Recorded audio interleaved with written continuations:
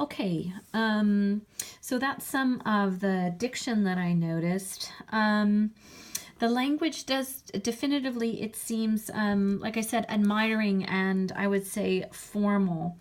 Other things that I've noticed would be some of the imagery here. I see a lovely, we've got definitely to have visual imagery of the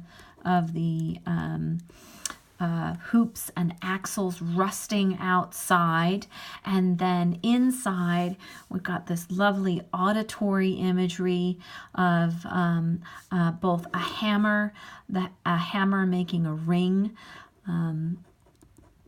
I can hear that.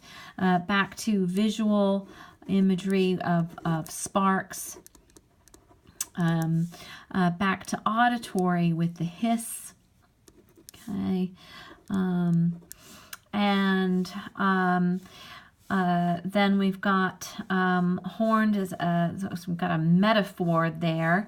So I'm going to move away from imagery for a moment. Got a nice as a simile there, that the anvil must be somewhere in the center, horned as a unicorn. So it's a nice simile, kind of revealing both the mystery and even a mythical quality of the anvil. Now, how can an anvil be mythical? I might put a question mark there. Let's see if there's any other similes. I'm also looking at, I love that line, where he expends himself in shape and music. Lovely metaphor, so I'm going to stay in red there. Almost revealing that at work he's the blacksmith is an artist, right? What he's shaping might even make music, and of course, while that's not auditory imagery, it certainly makes a comparison between the artwork or the work of the ironworker and the work of a musician. Okay, lovely visual imagery there of the hairs in his nose.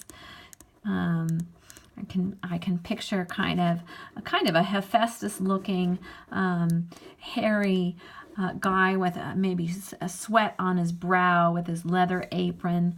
Nice, back to that visual imagery, leaning out on a jam, more visual imagery, recalling a clatter of hoofs where traffic is now flashing in rows, or is flashing in rows.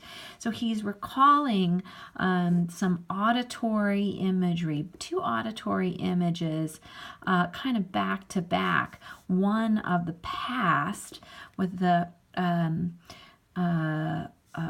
clatter of hoofs, so of people traveling by horse and carriage, versus traffic, the auditory imagery, image of traffic, cars, motors, horns, right?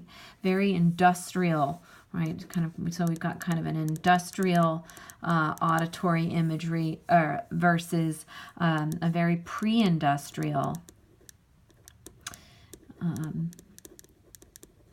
imagery, kind of pastoral even. All right, then grunts and goes in, more auditory imagery, lovely sound here between hissing and grunting. Like I said, even the imagery seems to me to be somewhat masculine between grunting and slamming, beating, although that shouldn't necessarily be masculine. Okay, slam and flick to beat real iron out and to work the bellows. All right, good. And we've got nice visual imagery there too. Okay, So I was able to find some visual imagery on first read, define difficult terms, kind of try to hone in on the type of diction we have there, find simile and metaphor, as well as some contrasting or juxtaposing imagery, perhaps maybe with past and present. So I'm going to move away from language and hit that, see if I can hit any contrast or movements in the poem. How does the poem move from beginning to end? We definitely seem to have our speaker, who's still really a mystery to me. We have a speaker who's entering in through some kind of a dark portal. And I'm going to use a different pen here, or I guess I'm using a pencil. And so what kind of movement is going on here? It looks like perhaps we are moving from, just trying to get the right pen here. We seem to be moving from a speaker, moving from what is unknown, a door in the dark. Oh, and that's nice. I forgot. That's kind of a nice, it could be alliterative there. A door in the dark. It certainly seems to that, if it is alliterative, it certainly does mark what is unknown, right? Going into what is unknown. Speaker is going into the unknown.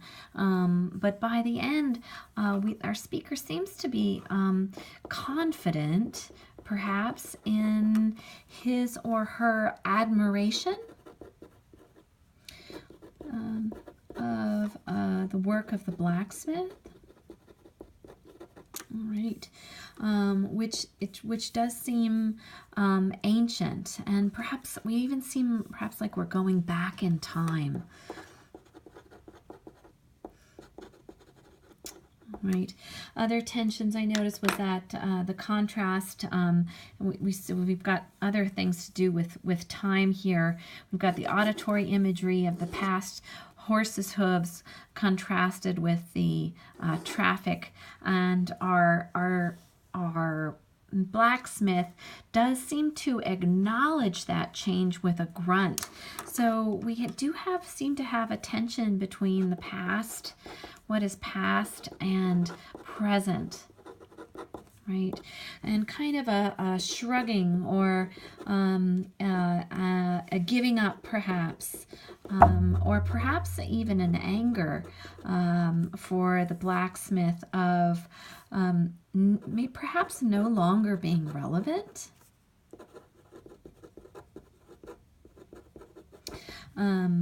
Maybe that's the blacksmith's experience, although our speaker certainly seems to admire him beating out the real iron work. Okay, all right, so I'm going to go on to signs and